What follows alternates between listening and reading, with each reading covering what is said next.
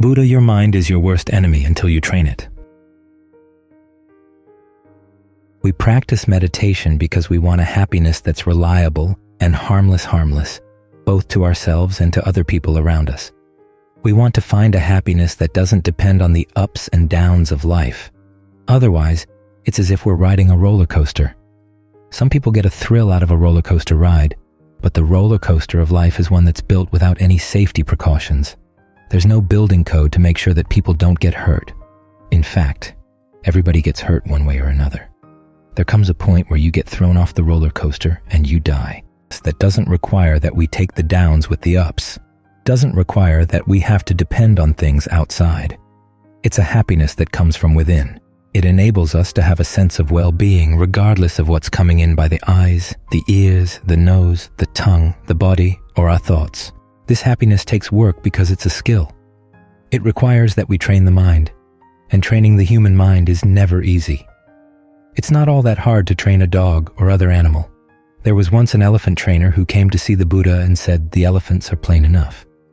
When you train a wild elephant, he said, it takes around 7 days to figure out all the tricks the elephant has, and then you can deal with them.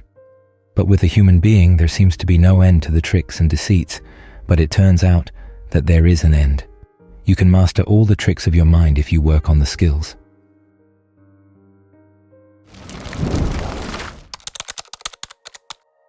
Why train the mind?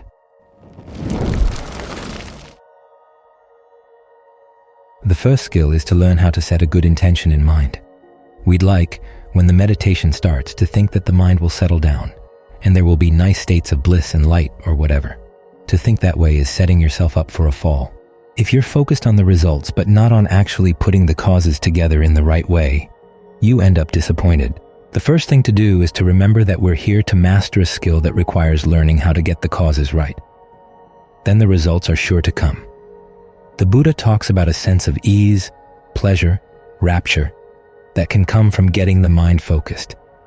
We're doing this because we want the results, but we know that if we want the results, we have to focus on the causes. And the main cause is very simple. You stay with the breath. Focusing on the breath is not all that hard. The hard part is going to be staying. Take a couple of good, long, deep in and out breaths and notice how it feels. If long breathing feels good, keep it up. There will come a point, though, when long breathing doesn't feel so good anymore. Then you can change the rhythm and texture of your breathing. You can make it heavier or lighter, faster, slower, deeper, more shallow, shorter, longer. Or you can try in short and out long, or in long and out short. There are lots of ways you can experiment. See how the body responds. See how the mind responds. Remind yourself that if the breath is healthy, it's going to be good for your body and the mind. It's a resource, though, that we usually don't develop. The breath comes in and goes out on its own, so we feel we don't have to worry about it and we focus on other things. But it turns out that there are many different ways it can enter and many different ways it can go out, and they have an impact on the body. Because of that, they have an impact on the mind. Make a survey of your body, noticing if there are any places where, when you breathe in, there's tension building up. See if you can consciously relax those spots and still breathe in. Or notice when you're breathing out if you tend to squeeze the end of the breath or push it out a little bit too long. See if there's a way you can allow the breath to stop without squeezing it.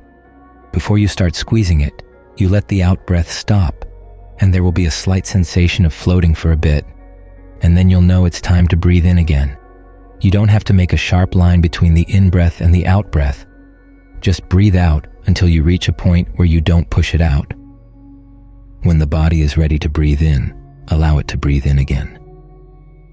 If the mind wanders off, and it probably will wander off, be quick to catch it and remind yourself that whatever the thought it's wandering after, you don't have to complete it before you come back. 9 times out of 10, the thoughts you wander off with are old things you've seen many times before, like old movies. You know what Humphrey Bogart is going to say. You don't have to hear it again. For most of us, our movies don't even have Humphrey Bogart. They have people you wouldn't ordinarily pay to watch. So remind yourself that you don't need those thoughts right now. You don't need that kind of entertainment. You're trying to explore something that's going on in your body, an area that nobody else can know how your breathing feels. You can begin to see what kind of impact it has on how the body feels on how your mind feels. If the mind feels trapped here in the present moment, it's not going to want to stay. It's like trying to keep a child in a house. If you simply lock the windows and the doors, the child will figure out how to shimmy the locks and get out.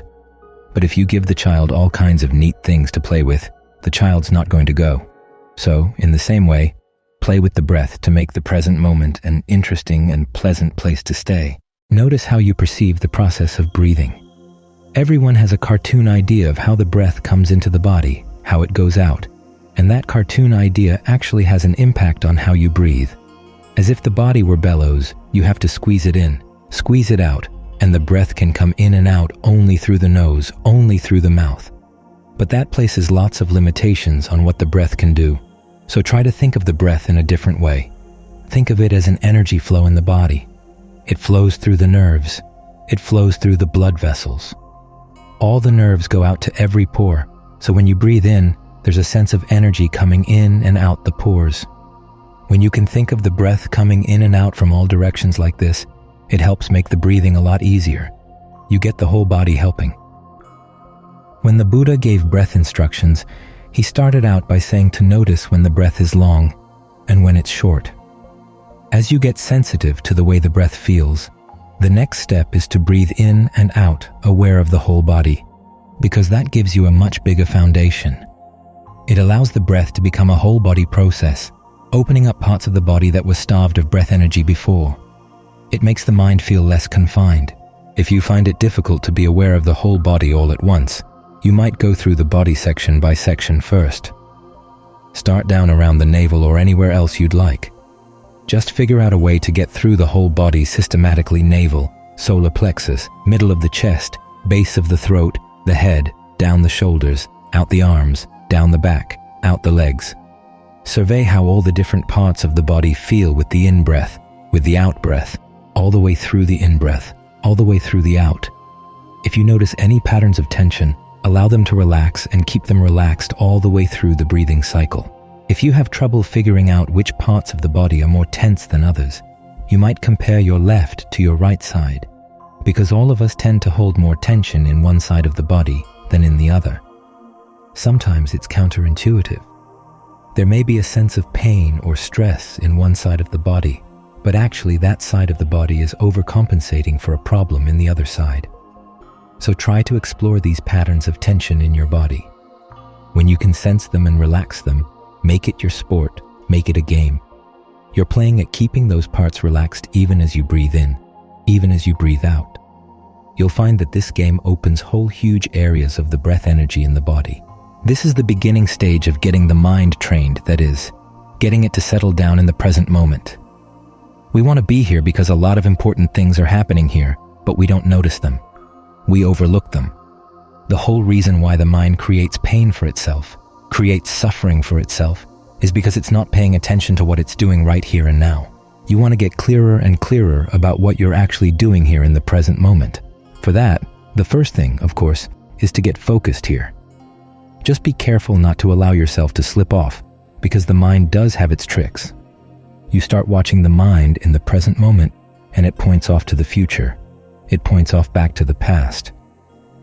Don't let yourself be deluded into thinking that if the finger is pointing at the moon, you've got to look at the moon. No, just look at the finger. Why is the person pointing to the moon? What does the mind not want you to see in the present moment? Sometimes its intentions are skillful, sometimes not. It likes to hide its unskillful intentions from itself.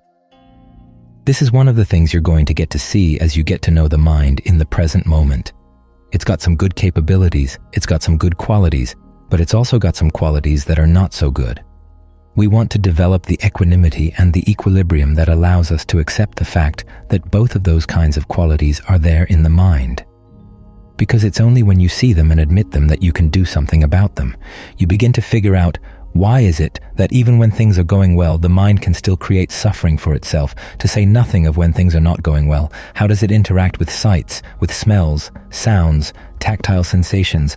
Are there more skillful ways of interacting? A lot of the skills you're going to be learning as you deal with the mind are things you develop while working with the breath. You need mindfulness. You've got to have mindfulness to keep the breath in mind. You need alertness to watch what's going on. You need discernment to figure out what's skillful and what's not, what's a cause and what's an effect. You learn these skills in a rudimentary way as you work with the breath, and then you can start applying them to subtler things that are going on in the mind. That's when you really find that there's a potential for true happiness in there, once you develop the skills. You can see through the mind's subterfuges. You can see through all its various tricks. You see through the walls it throws up inside itself. You can deal with all of the committee members in the mind, all the ones who have other ideas about where happiness should be and why you shouldn't be sitting here watching your breath right now. You should be thinking about something else. As you deal with those voices and can get past them, you find that there are other, subtler ones that have a more pervasive but kind of background effect on the mind. You begin to deal with those, see through them. You basically sort things out inside. This is how you get to be in charge. The better voices in your mind take over. The ones that already have some wisdom and alertness and mindfulness get stronger. And it turns out that when they're in charge, everybody is a lot happier. There are a lot of committee members that will resist this, but they're foolish. Just like the human beings you see around you. A lot of people would be better off if they learned how to change their opinions. Now, you can't go around straightening everybody else out, but you can straighten your own self out, all the different members of the committee in your mind. These are some of the skills that we need to develop.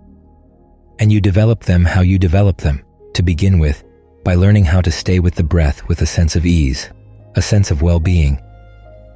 That provides the foundation for everything else that you'll need to know and master in this skill of training the mind.